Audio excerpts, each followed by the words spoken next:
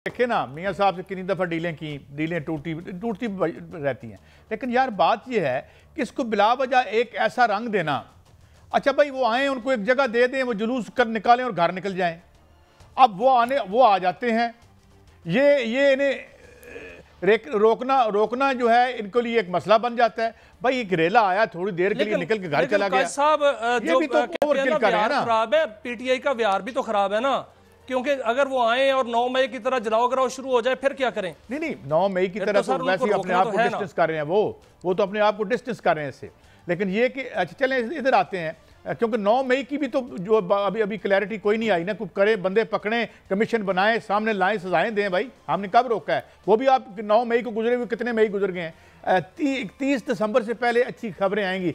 शेख साहब ने फिर जो है वो अपनी जंतरी खोल ली है, इसके पीछे क्या चक्कर है मियां साहब? इसके पीछे कोई चक्कर नहीं है। शेख साहब जो हैं ट्रेन मिस कर चुके हैं। काजी साहब शेख साहब जो हैं वो पेशगोइयाँ कर रहे हैं, वो भी उसी तरह जिस तरह हुकूमत डरी हुई है ना ख़तों से, वो भी ख़तों पर जो है वो अपनी पेशगोइयाँ कर रहे हैं। ख़तों से कुछ नहीं होने वाला, क्योंकि अमेरिका के और बड़े मसाइल हैं, वो उन मसाइल में उलझ गया है और मज़ीद उलझ जाएगा।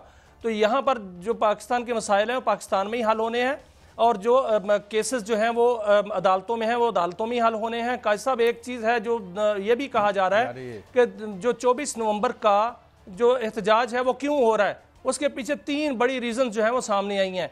एक तो रीज़न ये है कि ट्रंप को जो लिखा गया ख़त है, अमेरिका को जो ख़त, बल्कि ट्रंप नहीं है अब तो जो बाइडन ही है, उनको जो लिखा गया ख़त है वो एक तरफ तो खत लिखा जा रहा है जिसमें सिर्फ और सिर्फ एक चीज़ की रिहाई का, एक बंदे की रिहाई का जो कि बानी पीटीआई हैं उनका मुतालबा किया जा रहा है। कभी काजी साहब आपने सुना कि ऐसा मुतालबा किया हो कि कश्मीर में जो इंसानी हकूक़ की खिलाफ वर्जियाँ हो रही हैं उस पर एक्शन ले अमेरिका? कभी ये मुतालबा किया हो कि पाकिस्तान में माशी हालात ठीक नहीं है, इस पर जो है वो हमारी मदद करे? कभी कोई ऐसा मुतालबा नहीं किया गया। लेकिन ये मुतालबे किए जा रहे हैं। एक तरफ तो ये खत लिखे जा रहे हैं, दूसरी जानिब ये है कि अगर वो यहाँ पर जो है वो अनरेस्ट पैदा होती है तो तवज्जो मरकूज हो जाएगी अमेरिका की और वो कोई बयान दे देंगे, ये बात कही जा रही है। आज देखें इंसदाद दहशतगर्दी के जज काजी साहब वहाँ पर गए अडयाला जेल में, उन्होंने वहाँ जाके वो नोटिस सर्व किया है 9 मई का बानी पीटीआई को, और उस पर इतराज़ हुआ कि ये जो है वो पहले उनका नाम नहीं था, लेकिन उस पर भी काम शुरू हो गया है। उनको बाकायदा तौर पर आज कहा जाए तो नामजद कर लिया गया है उसमें 9 मई के वाक़यात में, और उन पर फ़र्द जुर्म की जो है तारीख भी दे दी गई है और उस पर भी फ़र्द जुर्म लगनी है। और उसके बाद जो है 190 मिलियन का जो फैसला है वो भी आने वाला है, केस जो है मुकम्मल हो चुका है। तो ये सारे मामलात को अगर अमल को सामने लाया जाए तो यही समझ आती है, और इतलात भी यही हैं कि 24 नवंबर का जो एहतजाज है उसके पीछे यही 3-4 रीज़न्स हैं।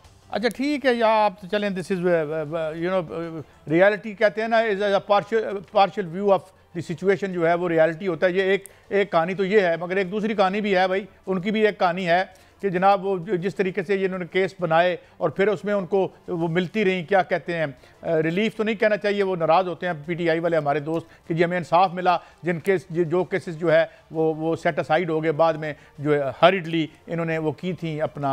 लेकिन मियाँ साहब मुझे एक और बात बताएं, ये वैसे थोड़ी सी मैं हट के बात करने लगा हूँ कि कुछ ज़ाहिर है अब इस सारे सियासत और खेल में जो साफ़ी हैं वो भी तो पार्टीजन बने हुए हैं ना, कुछ इधर हैं कुछ इधर हैं। मेरा सवाल आपसे ये है कि बाद बड़े डाई हार्ड जो मुस्लिम लीग नून के साफ़ी थे वो मुस्लिम लीग नून पर क्यों तनकीद कर रहे हैं? ये कमज़ोर हैं, ये कम, मैं नाम नहीं लेता, जिसमें एक हमारी मोअज़्ज़ज़ बहन खातून भी हैं और एक तो बहुत बड़े साफ़ी हैं, ये इसकी क्या वजह है, वो क्यों नाराज़ हो रहे हैं?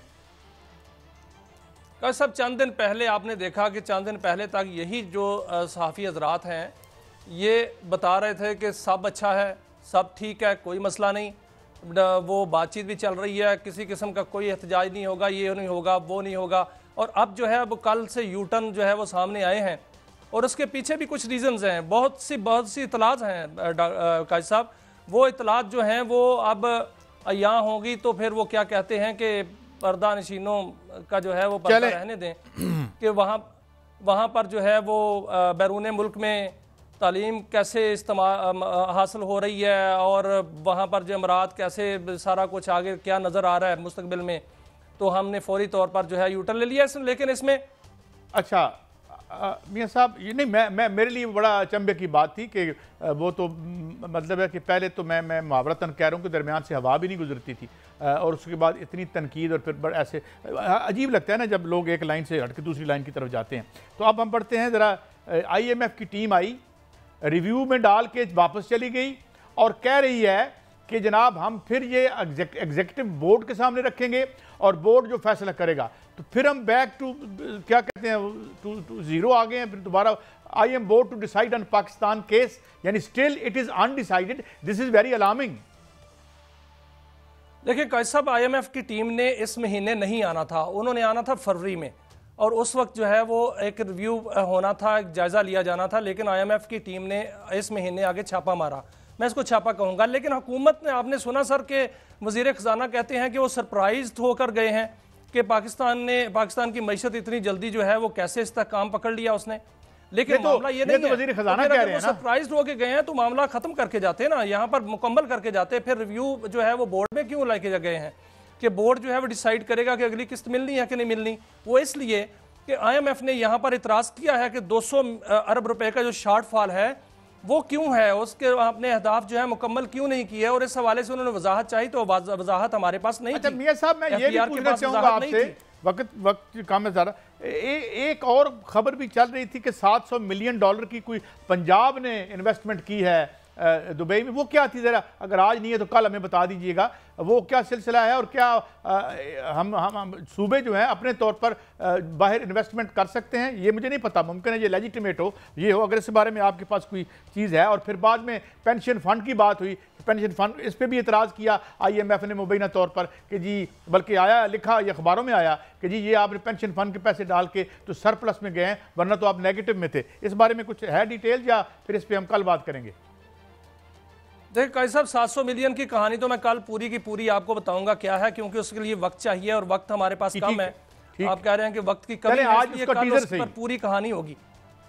लेकिन जो सूबे हैं उन्होंने एक कानून हाँ जी बात करें, जी जी जी, उन्होंने कानून साजियां करनी थी और वो कानून साजी नहीं हो सकी। लेकिन दुबई की जो आप बात कर रहे हैं, तो दुबई में जो पाकिस्तानियों के वहाँ पर, मैं इसको वो नहीं कहूँगा, रवैये ही कहूँगा, जो रवैये हैं, करतूत नहीं कहूँगा, वो बड़े अयां हुए हैं। और वहाँ पर जो हमारे पाबंदियाँ लगी हैं वीज़ों पर, और जो पाबंदियाँ लग रही हैं उस पर बड़े अंबार लगे हैं। वहाँ पर जो है वो सफ़ीर से लोग मिले तो सफ़ीर ने जो है वो वहाँ पर अंबार लगा दिए शिकायत के, कि जो वहाँ की हुकूमत के शिकायत उनके पास आती हैं कि वहाँ पर सियासी खेल खेला जाता है, वहाँ पर जो है मुख्तलिफ जो गैर कानूनी कामों में पाकिस्तानी मुलव्वस होते हैं, तो इसलिए वहाँ पर पाबंदियाँ लगती हैं। एक बात बताएं, खास तौर पर सियासी, यार वैसे वो भी तो ज्यादती कर रहे हैं ना, जब पाकिस्तान की गरीब अवाम ने $11 बिलियन वहां इन्वेस्ट किए हैं यार दुबई में।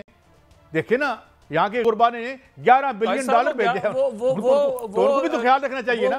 उमरा ने किए हैं कायद साहब, जो गरीब लोग हैं वो उनके आलाकार बने हुए हैं, उनको नहीं वहां पर जाके काम करना चाहिए।